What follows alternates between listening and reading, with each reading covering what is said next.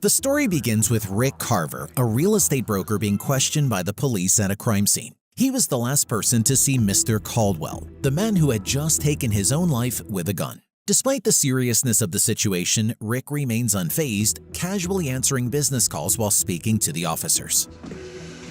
Mr. Carver? Yeah, I'll be with you in a second. Shortly after being done on his phone, he explains that as soon as Mr. Caldwell saw him, he went inside his house and shot himself. While this might seem suspicious, it is not entirely unexpected. Rick works with banks to carry out home foreclosures, and Mr. Caldwell was one of the many homeowners about to lose his house. Rather than facing eviction, he made the tragic decision to end his life. What official statement is going to encapsulate the tragic absurdity of this up situation? Rick, however, shows no emotion while recounting what happened, making it clear that he is a cold and ruthless man. We then meet Dennis Nash, a hard-working construction worker and a single father who is struggling to make ends meet. He is drowning in financial problems and owes the bank around $80,000. His home is at risk of foreclosure and his family is on the verge of being evicted. Desperate to save his house, Dennis goes to court with his son Connor, hoping to negotiate with the bank's representatives. However, the judge only grants him a 30-day appeal period. The bank can have a buyer in place within 30 days. Did you in fact miss 3 payments? Dennis pleads and nearly begs for more time, but his words fall on deaf ears. A police officer escorts him out of the courtroom, leaving him feeling frustrated and defeated. As he heads home, disappointment weighs heavily on him, but he does his best to reassure Connor, promising that they will not lose their home. I'm not going to lose the home, but... How do you know?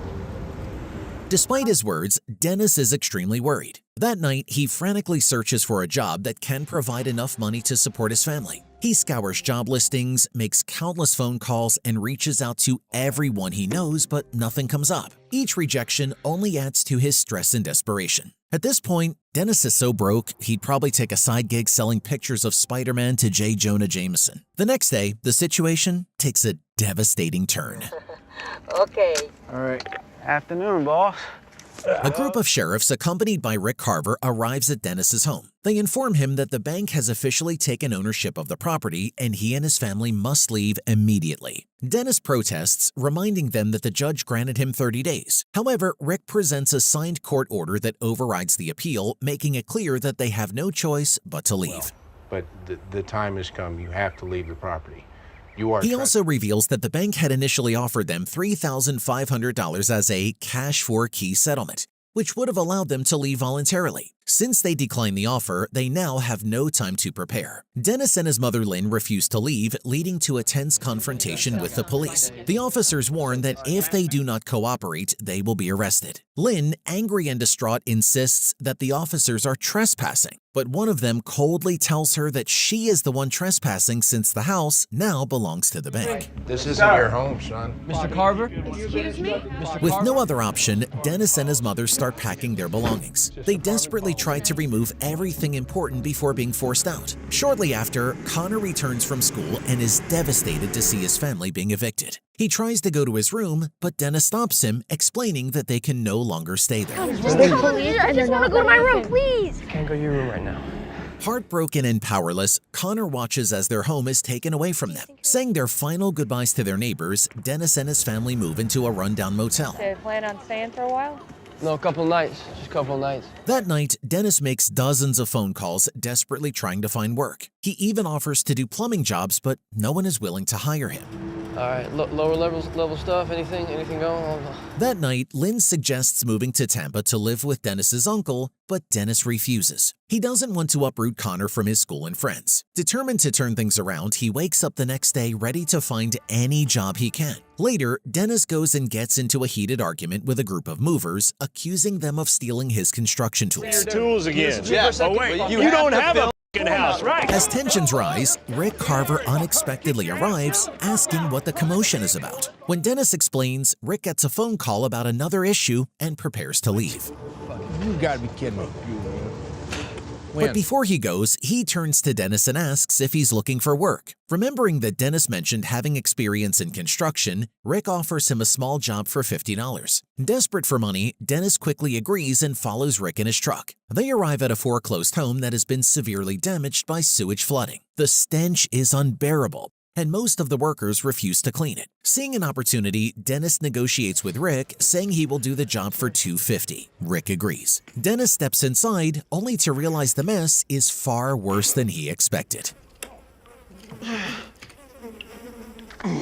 The sticky, foul-smelling sludge makes him gag, and he rushes outside to vomit. The other workers laugh at him, but Dennis doesn't give up. Instead, he offers them drinks and a fair wage to help him clean the mess. Reluctantly, they agree to join him. Impressed by Dennis's determination, Rick starts to see potential in him.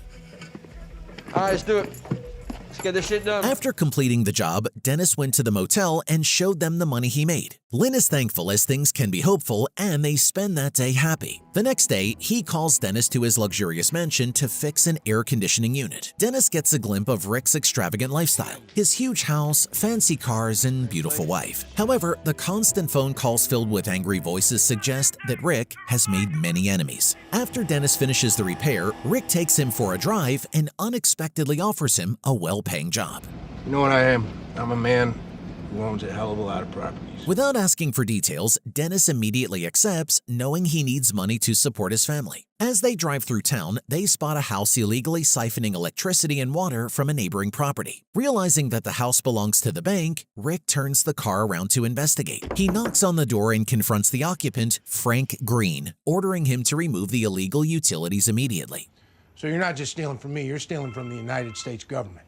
Frank, though embarrassed, complies to Rick's firm stand. While removing the extension cords, he confides in Dennis that their sons go to the same school and that he has seen him at sports events. He also shares that he lost his job 2 years ago and has been drowning in mortgage debt ever since. Before leaving, Frank apologizes, but Rick coldly warns him never to do it again or face serious consequences. Next visit's gonna be from the sheriff's department. Later, Rick and Dennis arrive at an upscale home where Rick instructs Dennis to remove high-end kitchen cabinets and furnishings so they can be installed in another property. After completing the task, Rick hands Dennis $3,250 and formally invites him to join his company, Rick Carver Realty. Well, you done honest work your whole life building homes. What'd that get you but me knocking at you? Although Dennis is hesitant, he knows he has no other choice. Before pocketing the check, he asks Rick if he can use the money to get his house back. Rick, however, dismisses the idea, saying there will be time for that later. As weeks pass, Dennis becomes more involved in Rick's shady business. He starts posting foreclosure notices, evicting families, and even stealing valuable appliances from abandoned homes. Meanwhile, he takes pictures of items such as air conditioning units and pool pumps to report them as missing, allowing Rick to make fraudulent claims and collect money from the government. What you doing, son? I'm going to buy a home with a pool if the pool don't work. The work takes a toll on him. He often encounters displaced homeowners who are just as desperate as he once was. Some of them threaten him while others break down in tears. Although he sympathizes with them, he convinces himself that he has no other choice. He is out there evicting people and flipping houses because, let's be honest, Spider-Man doesn't come with a pension plan and swinging through New York doesn't pay the bills. His own family's survival depends on the money he earns from his job. At night, Dennis returns to the motel and tries to act normal around his mother and son. What do you have in there? A steak. What?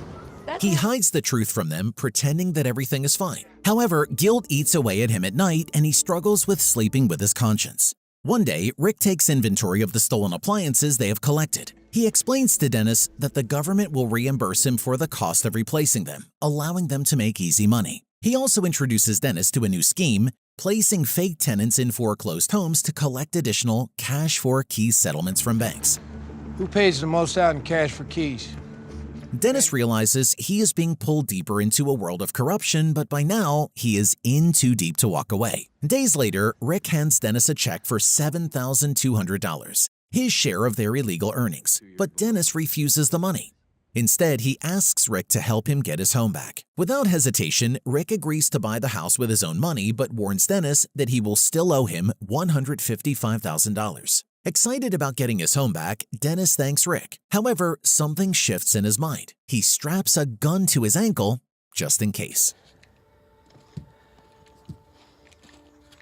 Rick gave him the gun for protection. Now, Dennis sees everything differently and is determined to play the rigged game of people like Rick. Shortly, Rick takes Dennis to witness an eviction. A couple with young children, Mr. and Mrs. Tanner, are being forced out of their home. At first, Dennis remains detached, calmly informing them that they must leave, whether willingly or by force. I hate to be here doing this, but I'm gonna have to ask you to leave the property. It's clear that Dennis is not the kind of guy for such brutality, but what else can he do other than trying to fill his own cup? Soon, when the police barge in, repeating the same harsh words they once said to Dennis and his mother, something in him cracks. No, sir. You and your wife are trespassing. This is property of the bank now. Okay, He starts to feel guilty, however, he stands by and watches as the eviction unfolds to these innocent people. Despite the couple's desperate pleas, Dennis and the police push them out of their home. The experience leaves Dennis shaken. The couple refuses his offer to help, calling him disgusting due to his brutality. You know it's bad when you go from, I just need a job to, I'm literally the villain in someone else's life story. Seeing the pain he has caused, Dennis is overwhelmed and he even sheds tears. Later, Dennis surprises his family by taking them to their old home. He reveals that they will be moving back in within a few weeks. Connor is overjoyed, rushing into his old bedroom. Lynn, though relieved, questions how Dennis managed to make this happen. That's because it is. He vaguely explains that his employer bought the house and that he will pay off the debt in small amounts over time. But deep down, he struggles with the truth. But for that day, Lynn and his son were so happy and this made him smile for a while. Soon, however, the more people he evicts, the more guilt he carries. His breaking point comes after forcing out an elderly couple who don't even understand why they have to leave. Still, despite his emotional turmoil, Dennis becomes Rick's most trusted employee. We're submitted, signed by a judge. It's all legal. We need you to step out. Step outside. One day, Rick introduces Dennis to a wealthy investor named Mr. Freeman. Freeman offers them a huge deal, managing over 1,000 properties. However, there's a condition. He wants someone to spy on Ortiz, a competing broker selling foreclosed homes. Rick offers Dennis 6% of his own profit, whispering promises of power while slowly dragging Dennis to the dockside. I'll give you 5% of my take. 10%. 6. After some negotiation, Dennis agrees, realizing this will be more money than he has ever made in his life. Rick then assigns Dennis to investigate Ortiz. Dennis soon learns that Ortiz has already sold 15 houses to a group of investors. To sabotage him, Dennis and his coworker break into those houses and steal appliances like air conditioners and refrigerators, making it seem like Ortiz's deals are falling apart. The next day, it's Connor's birthday. Dennis joins his family at a hotel to celebrate, but his past catches up with him. A man he once evicted recognizes him and angrily confronts him. Dennis tries to ignore him, but the man refuses to back down, blaming Dennis for ruining his life. Just calm down. You kicked me out of my home. You ruined my f***ing life. The tension shortly escalates into a violent fight. Lynn and Connor witness the chaos, but Dennis yells at them to go to their rooms. Frustrated and overwhelmed, he lashes out. Later, when he returns to the room, Lynn demands to know why the man recognized him and even knew his name. Dennis, now on edge, screams that he doesn't know him.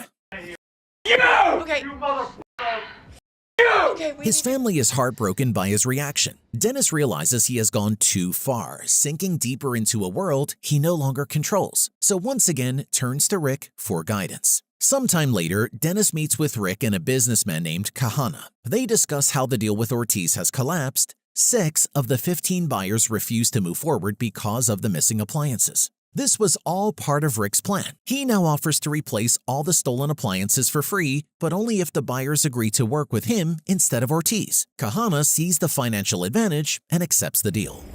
But the homes have to be vacated in 30 days.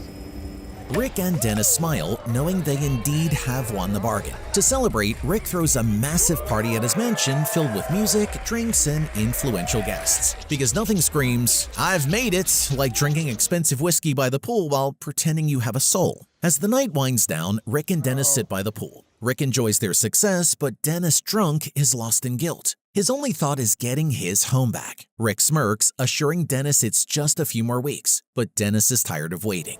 I gotta get out of that motel now. Rick, sensing his frustration, tells him he now has enough money to buy any house he wants, even multiple houses. Money, buy whatever you want. There's plenty of homes in the sea.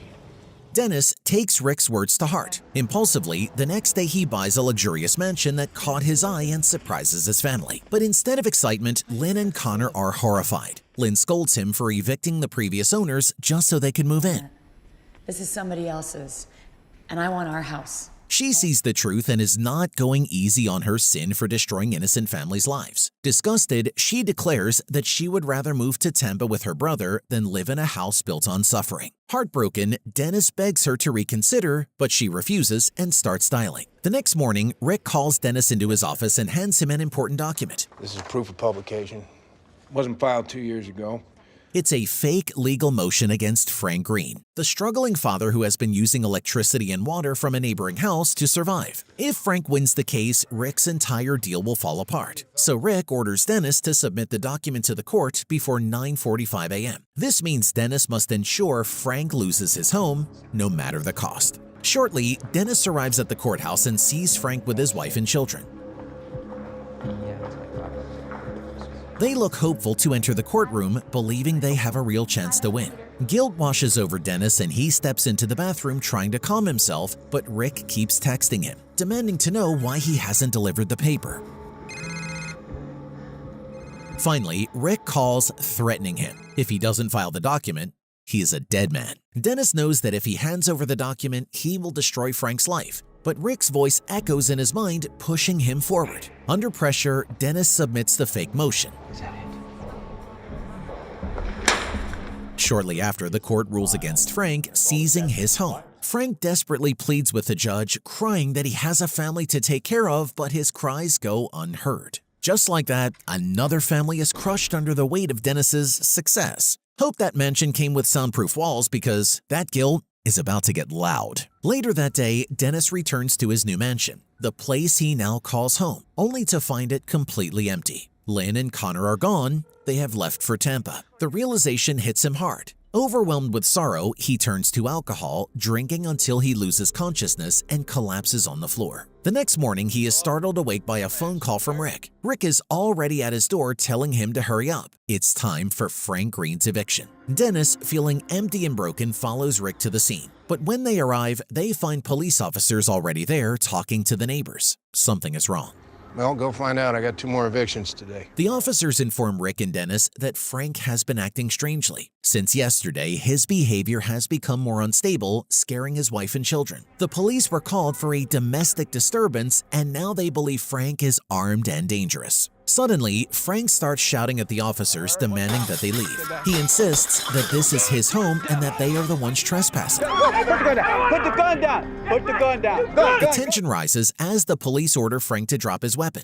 Moments later, he steps outside, gripping a gun tightly. His voice shakes with anger as he shouts about the injustice of the court system. He claims his house was taken illegally, that the system is designed to crush people like him. Fear leads to anger. Anger leads to hate. Hate leads to suffering. And that's what happened with Frank. We looked at the canceled checks to prove bank payment.